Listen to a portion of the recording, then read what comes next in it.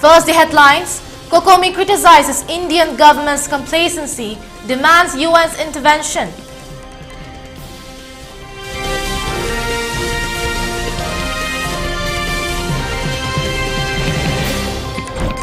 Arvind Kejriwal taken to Enforcement Directorate headquarters.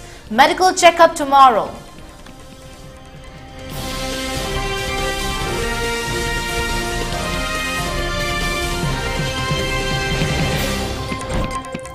Prime Minister Narendra Modi arrives on a 2-day state visit to Bhutan.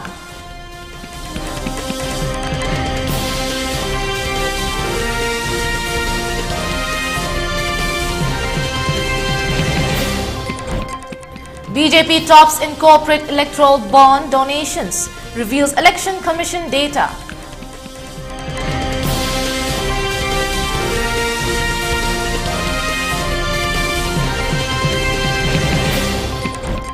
And curfew relaxing in Far East, West and Thobal districts till 10 p.m.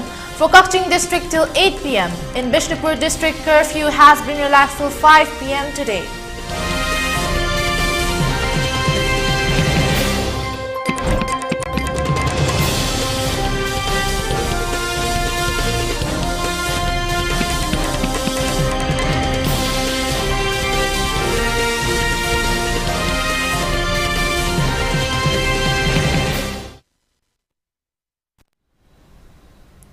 Good afternoon, you're watching ELITETV English News Channel. I'm your host Dipwarani, here to give you the exact news in detail.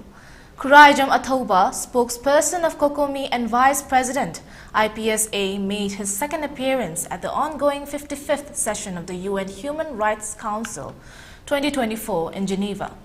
He addressed the Council in relation to General Debate Agenda Item 4 concerning human rights situation that require Council's attention. Athoba highlighted the urgent need for intervention in Manipur, India, where indigenous communities face severe conflict, worsened by cross-border narco-terrorist groups and armed militants. He reported that over 70,000 people have been displaced in the past 10 months, with their fundamental rights under threat. Athoba warned of a potential full-scale war due to the conflict involving cross-border immigrant armed groups. He also criticized the government of India for its complacency, stating that it has prolonged this situation. Athoba urged the Council to appoint a special rapporteur to assess the human rights situation, initiate a dialogue to address immigration, drug and arms trafficking, and illicit opium poppy cultivation, and provide immediate aid to the displaced population. The transcript of his statement states, I draw your attention to the need for urgent intervention on the dire human rights situation in Manipur, India, where indigenous communities are embroiled in a severe conflict exacerbated by a cross-border narco-terrorist groups and armed militants who are under the suspension of operation agreement with the government of India. Over 70,000 people are displaced since last 10 months, their fundamental rights under threat. The Kokomi spokesperson also asserted that the conflict involves cross-border immigrant armed groups, risking escalating into a full-scale war across multinational regions in Southeast Asia. The recent attacks against state forces in Moreh border town using heavy artillery are the testament, the statement added. Further, Kokomi spokesperson demanded to appoint a special rapporteur to assess the human rights situation in relation to the ongoing Manipur conflict, to initiate dialogue to address issues of unlimited immigration, drugs and arms trafficking, and illicit cultivation of opium poppy, to provide immediate aid to the 70,000 IDPs with a focus on vulnerable groups like children, women, and the elderly. A full-scale war across multinational India, where indigenous communities are embroiled in a severe conflict exacerbated by cross-border narco-terrorist groups and armed militants who are under the suspension of operations agreement with the government of India. Over 70,000 people are displaced since last 10 months, their fundamental rights under threat. The conflict involving cross-border immigrant armed groups risks escalating into a full-scale war across multinational regions in Southeast Asia. The recent attacks against state forces in Moreh border town using heavy artillery are the testament. The immigrant armed groups have unlimited access to arms from Myanmar and Bangladesh. and the complacency adopted by the government of India has prolonged the situations. The duplicity of India's stand and its alleged coordinations with several trans-border ethnic armed groups has deepened the conflicts in Manipur. If undermined, it could jeopardize stability in the region further. Given these circumstances, I urgently appeal to the Council to appoint a special rapporteur to assess the human rights situation in relation to the ongoing conflict in Manipur, to initiate dialogue to address issues of unlimited immigrations, drugs and arms trafficking, and illicit cultivations of opium poppy, to provide immediate aid to the 70,000 IDPs with a focus on vulnerable groups like children, women and the elderly. I trust the Council will prioritize this matter and act decisively to alleviate the suffering of the affected indigenous population. I thank you. Delhi's Chief Minister Arvind Kejriwal has been arrested and taken to the Enforcement Directorate headquarters in Delhi. The arrest comes amidst a heightened political tensions and speculations regarding the nature of the charges against the prominent leader. According to sources close to the matter, Kejriwal's medical checkup is scheduled for tomorrow, with plans to subsequently produce him before a Special Prevention of Money Laundering Act (PMLA) court. The nature of the charges against him remains undisclosed at this time.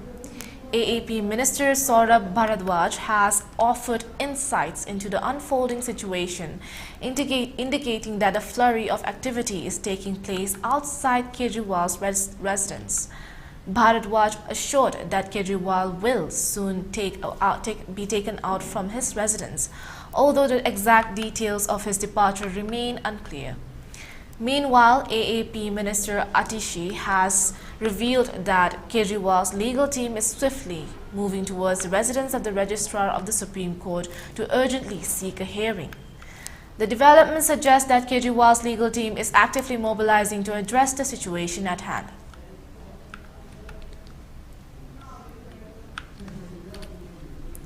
On the other hand, Chief Minister Arvind Kejriwal's legal team brought his petition challenging his arrest to the attention of the Supreme Court Registrar late on Thursday. No special bench was set up and it was expected that his plea will be listed for hearing on Friday. Lawyers involved in the drafting of Kejriwal's petition stated that the plea outlines a series of malicious actions by the ED, allegedly incited by the BJP government at the centre. These actions include repeated summonses to the Chief Minister without providing a clear purpose for his required personal appearance before the agency. The legal team also revealed that Kejriwal plans to inform the Supreme Court about the significant prejudice that the arrest could cause to AAP. They argue that the BJP is threatened by AAP's swift rise in the national political landscape.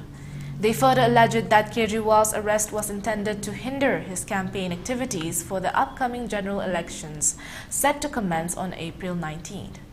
The AAP's Delhi unit convener Gopal Rai gave a call on Thursday for a nationwide protest against the BJP following Chief Minister Arvind Kejriwal's arrest by the ED. Rai said Kejriwal's arrest is the murder of democracy and an announcement of dictatorship. The ED arrested Kejriwal in an excise policy-linked money laundering case on Thursday evening and took him to the agency's headquarters here, officials said.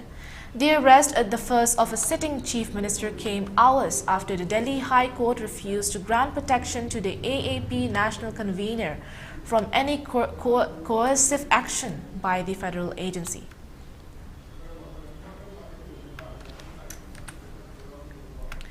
Enforcement Directorate arrested Delhi Chief Minister Arvind Kejriwal on Thursday and will be presenting him before a special court today.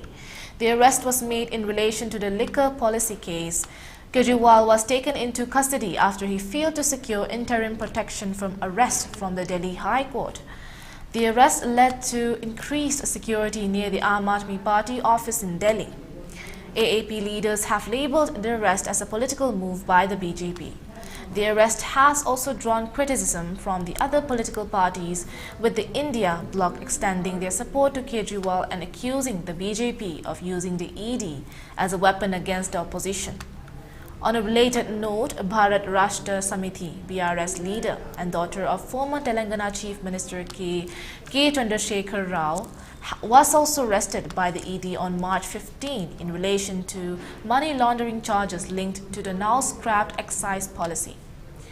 Two senior AAP leaders, Manish Sisodia and Sanjay Singh, are also in judicial custody in connection with the same case.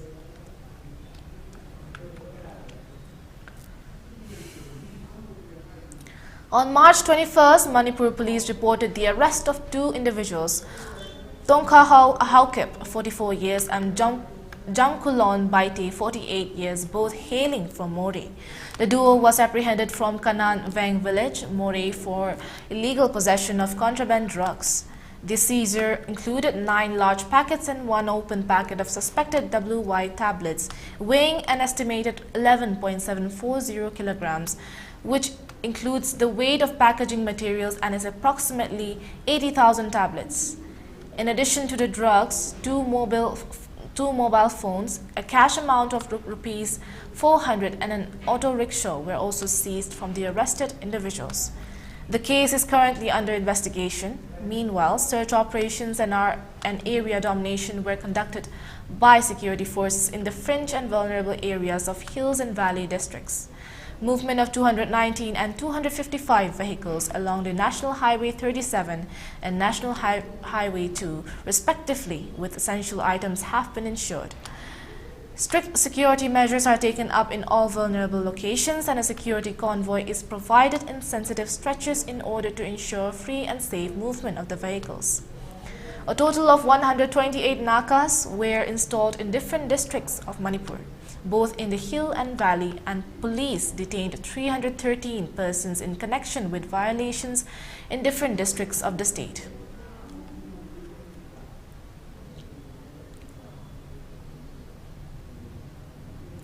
The NSCN GPRN's President Young Ong issued an urgent address regarding the escalating political crisis in neighboring Myanmar. Ong's speech highlighted the critical need for Nagas to stand united in the face of adversity. Ong reaffirmed NSCN and GPRN's commitment to maintaining a stance of non-interference in Myanmar's internal conflicts. However, recent developments, including Myanmar's attempt to enforce mandatory conscription laws in Naga territories, have compelled Ong to speak out. Ong stated the shared ideals and beliefs that unite the Nagas with their ethnic brethren in Myanmar. Ong's speech also addressed the ongoing challenges faced by the Nagaland people, particularly in light of India's policies and actions. He called the Modi-led government's action as Hindu nationalist agenda and condemned the government, citing examples of communal violence and discriminatory legislation. In a rallying cry to his fellow Nagas, Ong expressed unwavering confidence in the ultimate triumph of their cause. "We are a sovereign nation, proud and unyielding," he declared. "Together we will reclaim our birthright and secure our place in history." Ong invoked the traditional Naga blessing of Kuknalim, urging his people to remain steadfast in their resolve. "May God bless Nagaland," he proclaimed.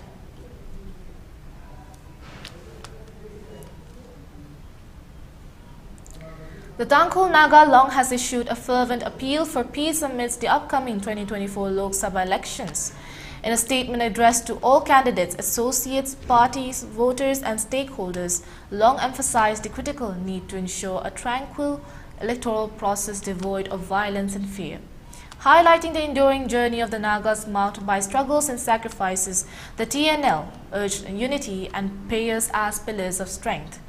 The apex Tangkhul civil body lamented the tragic history of bloodshed inflicted by adversaries, stressing that Naga territory should not be marred by armed confrontation, contrary to the ethos of a peaceful Naga nation. Emphasizing the right of every citizen to participate in the democratic process without intimidation, the Tangkhul Naga Long called upon authorities to guarantee a seamless and secure election environment. They underscored the Tangkhul's evolution as advocates of peace, weaving together diverse perspectives and embracing tolerance, a legacy deemed vital for future generations. In a resolute reaffirmation of their collective aspirations for the Naga nation, the Long urged a renewed focus on overarching goals with unwavering determination and dedication. The appeal concluded with the rallying cry Kuknalim, signifying unity and solidarity in the pursuit of a harmonious and prosperous future for the Nagas.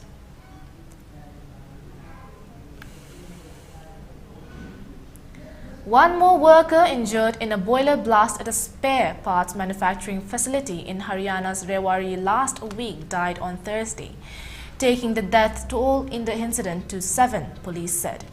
One worker who hailed from UP died during treatment in the PGIM's hospital Rohtak. The death toll in the incident has now risen to 7, said Inspector Jagdish Chand of Rewari Police. He said so far 6 have been discharged from various hospitals while 11 are admitted to Trauma Center Rewari, 2 in Delhi's Safdarjung and others are undergoing treatment at PGIM's Rohtak.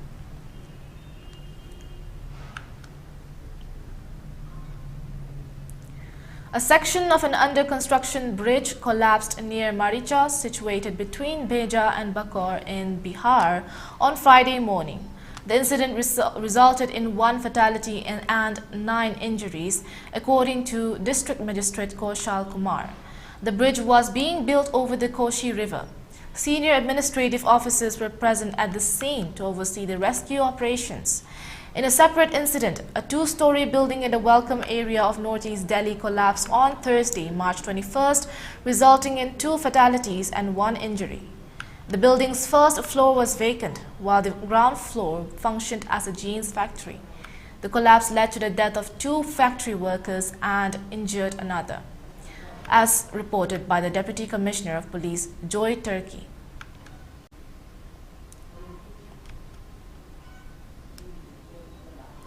Now we'll be taking another short break. We'll be right back. Welcome you all to UNAPO School Channel, Imphal East, a fully residential school ranked Manipur #1 in All India School Ranking Awards 2023-24 by Education World in Co-Education Boarding School category. Academic session for 2024-25 will begin on 1st April 2024. Registrations are open for classes 4 to 9. Hurry up for registration.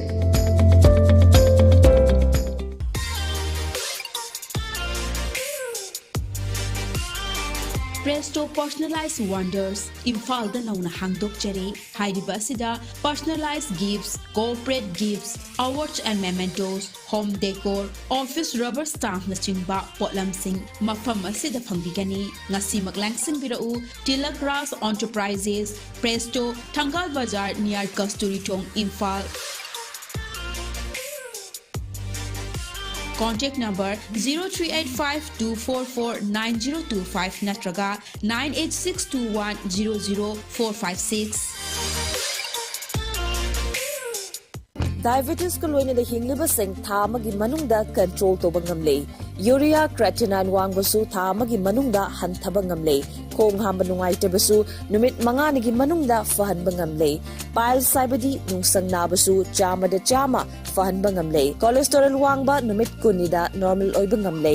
BP wangbasu tha amagi manungda normal oiba ngamle. Fatty liver oibasu tha amagi manungda fagat hanba ngamle. Pumnamak natural oiba hidak makhalna laying jabani. Hakjang da sokadaba side effect amata laite. Makata na hidak chabagi mathau su tararoi. Hena kupa parol gidamak ngasimak langsin birau Diabetes Hospital Soibam Laikai Ayangpali Road opposite Karkinos Jenims Hospital Porompat, Imphal East near Punjab National Bank. Manipur gi ahanba dedicated cancer hospital AOI Babina Speciality Hospital da medical oncology, surgical oncology, advanced operation theater ga loinana cancer patients sing da affordable cost da mapung faraba care pisari. Side effect hantaba Manipur gi ahanba Lineage Halcyon radiation machine gi khudong chaba pangbigani. Cancer khangdoknaba amasung stage lepada sizinaba PET CT scan machine so hospital asida lady. Tumor board phamduna patient sing gi laying pathapta ahenba khudong chaba loinana health card ki khudong chaba su pisari. Mayam gi damak AOI Babina Speciality Hospital, Sajiwa Kabisoi, Imphal East.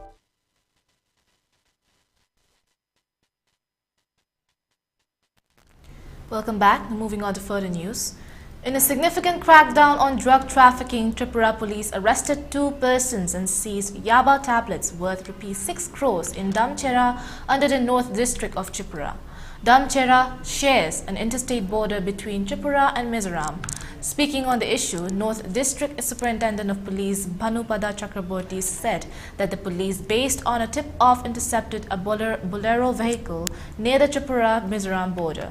uncovering a staggering cache of illicit substances. The operation, conducted on Thursday morning by a team led by Sanjay Majumdar, officer in charge of Damashera police station, resulted in the apprehension of 2 suspected drug peddlers. The intercepted vehicle, bearing registration number TR01B0314, was found to be concealing 60,000 yaba tablets ingeniously packaged into 6 bundles. The value of the seized narcotics is estimated to be an astounding ₹6 crores, said the SP. The individuals arrested in connection with the smuggling attempt have been identified as Mamman Hossain, 34 years, a resident of the Bishalgarh area under Sepahi Jala district, and Krishna Chandra Singh, 35 years, hailing from Ranir Bazar locality under the West district. Following the operation, the accused were promptly taken into custody by law enforcement personnel and subsequently produced before the Dharmanagar District Court on Thursday.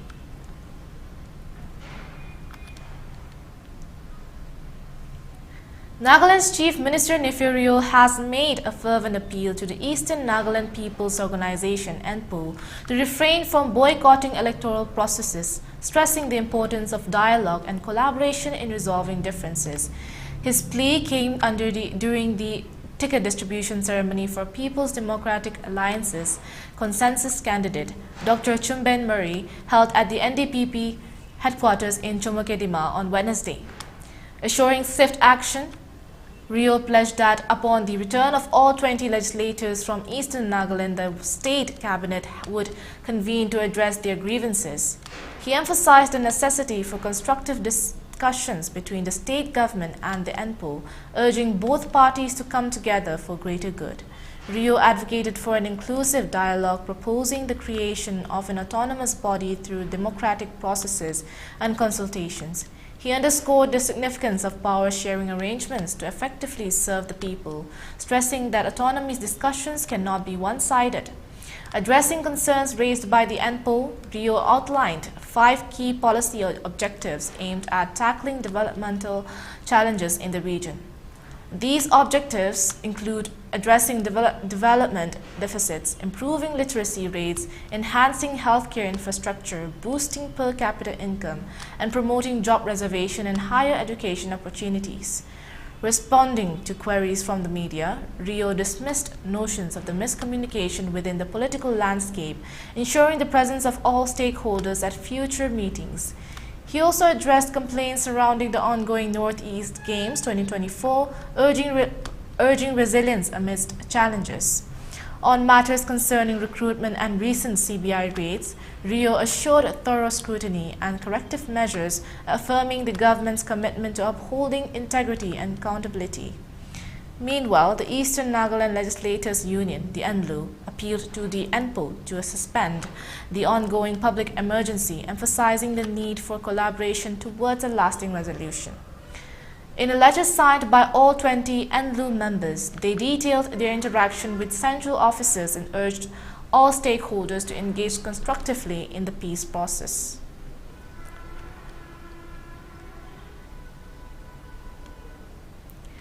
The Thongju Chingonglei Makong Development Club, in association with the Joint Director, District Veterinary Office Imphal East, under the aegis of Director Veterinary and Animal Husbandry Manipur, jointly organized anti-rabies mass vaccination program today at Thongju Chingonglei Makong Development Club Complex.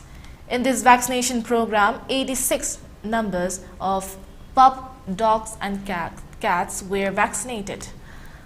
Staffs and veterinary officer of Andro Veterinary Hospital, Andro Imphal East, also took part in the vaccination program. The event witnessed visible happiness and enthusiasm from the local people and praised the Department of Veterinary and Animal Husbandry, Government of Manipur, for such initiative to prevent zoonotic viral disease rabies.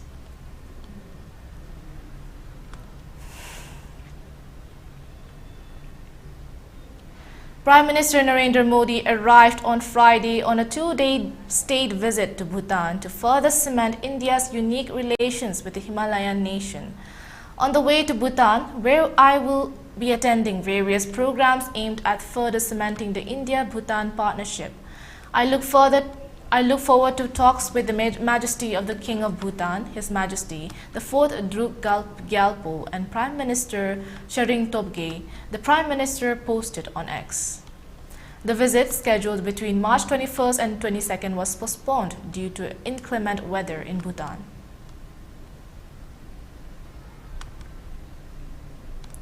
The BJP remained a major beneficiary of electoral bonds purchased by big corporate groups like Vedanta, Bharti Airtel, Muthoot, Bajaj Auto, Jindal Group, and TVS Motor, according to an analysis of data released by the Election Commission on Thursday, March 22nd. The Election Commission made public a fresh data set of electoral bonds, including their alpha-numeric numbers that can help match their purchases with the political parties that received the funds. Vedanta Group gave donations to BJP, Congress, Biju Janata Dal and Trinamool Congress, while Bharti Airtel donated to BJP, Rashtriya Janata Dal, Shiromani Akali Dal, Congress and Janata Dal United. Muthoot donated to BJP and Nationalist Congress Party, Bajaj Group to BJP and AAP, Apollo Tyres to Congress, Keventers to BJP and Congress. Industrialist Lakshmi Niwas Mittal donated to the BJP, while Biocon Chief Kiran Mazumdar Shaw donated to BJP, Trinamool Congress and Congress. Rungta Sons Private Limited donated to Congress, BJP, TMC and Sikkim Krantikari Morcha.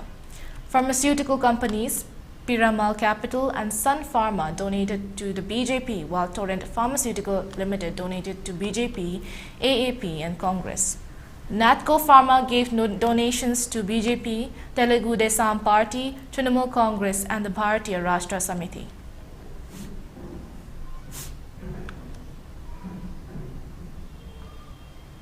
Former Chief Minister of Arunachal Pradesh and current Prime Minister of Arunachal Pradesh, President of Arunachal Pradesh Congress Committee, Nabam Tuki confirmed in an exclusive interview with a news agency that he will be contesting from the Arunachal West Parliamentary constituency as a Congress party candidate. Contrary to the circulating rumors, Tuki clarified that he has not resigned from his post as President of Congress. Instead, he has advised the party and suggested to High Command to relieve him from the post due to his need to campaign for the upcoming elections. Given that the Arunachal West Parliamentary constituency spans over 40,000 square kilometers, Tuki expressed concerns about reaching all constituents. In his interview, Tuki stated his respect for Kiren Rijiju, but also highlighted the strong public sentiment for change and the need for democracy over autocracy. Tuki urged voters to choose Congress if they value democracy. In the last elections, Tuki contested from 2 constituencies, winning the Sagali Assembly constituency but losing the Kiren Rijiju in the parliamentary seat. Tuki has served as an MLA since 1994, marking 30 years in the Sagali constituency, and has held the post of Public Works Department Minister and Chief Minister for 4 years during his political career.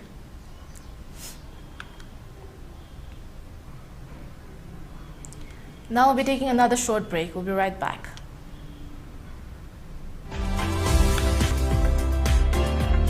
Planning to study outside Manipur? Are you confused about your college or university selection after 12? Manipur Edu Online provides assistance to help you. College or university selection, admission guidance, career counseling. Don't delay. For more details, kindly log into our website www.manipuredu.online, or you can also call us at 7628 960 947.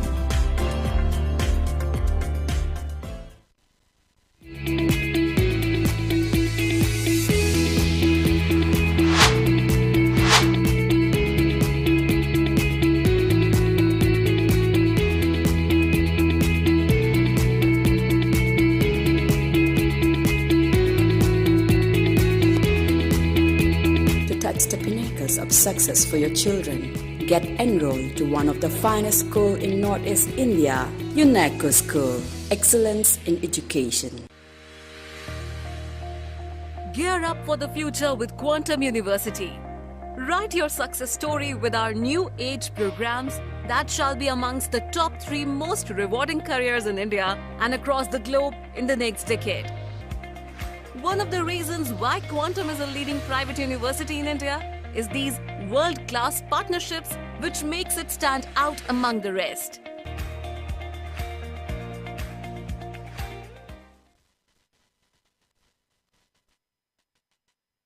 Again, now moving on. World Water Day is observed on 22nd of March every year. The theme of the year is Water for Peace. This day is dedicated to highlighting the necessity of water and the need to conserve it. It also serves as a reminder that water is a natural resource that is irreplaceable in our daily lives. The significance of celebrating World Water Day can be understood by the fact that most of the water that we use for everyday activities comes from groundwater. Natural resources play a critical role in ensuring a stable and healthy lifestyle. Additionally, fresh water ensures good health and helps maintain a healthy weight.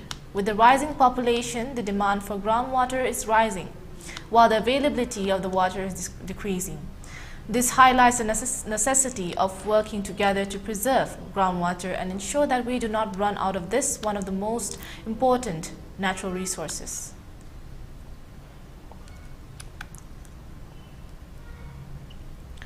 Following an intense day of competition, the host state, Nagaland, has once again secured the top spot in the medal tally at the 3rd Northeast Games 2024. Nagaland's athletes showcased outstanding performances, accumulating a total of 39 gold, 17 silver and 28 bronze medals, highlighting their exceptional talent and determination. Manipur, which led in the previous tally, has slipped to the 2nd spot with a total of 72 medals, including 27 gold, 18 silver and 27 bronze. Meanwhile, Assam maintains a strong presence in 3rd place with a total of 80 medals, consisting of 22 gold, 36 silver and 22 bronze. As the competition progresses and the games near their conclusion, spectators are on the edge of their seats, witnessing a thrilling battle for the top spot. Nagaland's resurgence has injected an extra layer of excitement into the event, intensifying the race for victory. With the suspense building up, the question arises, are we going to witness a new champion in the 3rd edition of the Northeast Games?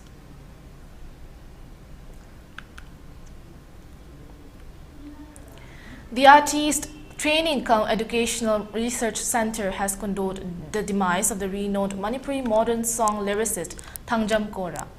In a press communique issued by the Publicity Secretary of the center, a condolence meeting presided by Sobita Sobam, president of the center, was held at the office premises of the center and observed a 2-minute silence as a mark of respect to the departed soul. The center also shared the grief of his family. The demise of Thangjam Kora is a big loss to the Manipuri modern song. He was a legendary lyricist of Manipur. The All India Radio Imphal approved him as a lyricist in the year 1960 and broadcasted many Manipuri modern song lyricists by him. Some popular songs were Nang Najat Kiba Lambigi Chiraida, How Kiba Punsi da Aina Nangwanda Karamba Ira Lanja Kiba, Ahing da Khungbi Ho Tamna, Machit Kaya Thokna Segai Biramle, etc. The center wished his soul be peace in the heavenly abode.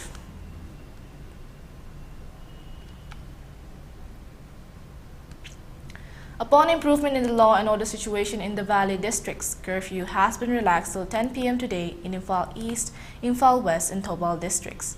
In Kakching district, curfew has been relaxed till 8 p.m. today. However, in Bishnupur district, curfew has been relaxed till 5 p.m. today. Traffic is seen as usual on the roads. Shops and markets remained opened. People were seen purchasing essential items during the curfew relaxation.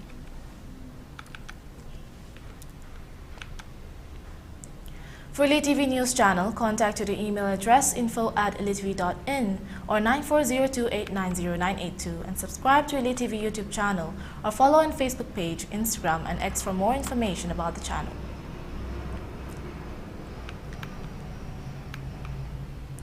Last but not least, let's look at the headlines once again. Kokomi criticizes Indian government's complacency, demands UN's intervention.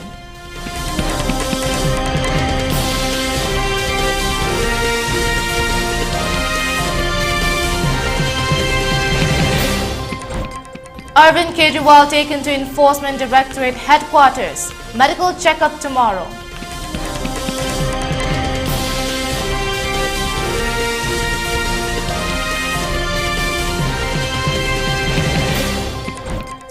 Prime Minister Narendra Modi arrives on a 2-day state visit to Bhutan.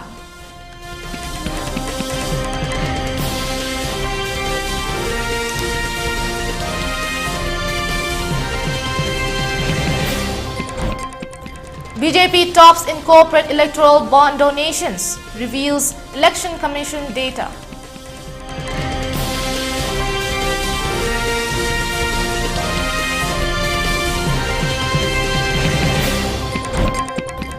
And curfew relaxed in Imphal East, West and Thoubal districts till 10 p.m.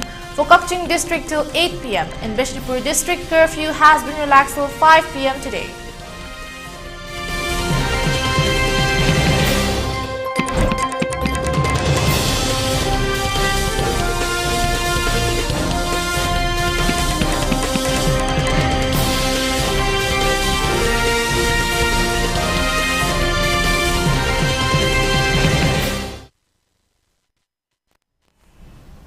Well, this is all for now. Thank you for watching. There will be more updates at 3 p.m. ELITETV English News. Till then, keep watching, stay tuned and stay safe.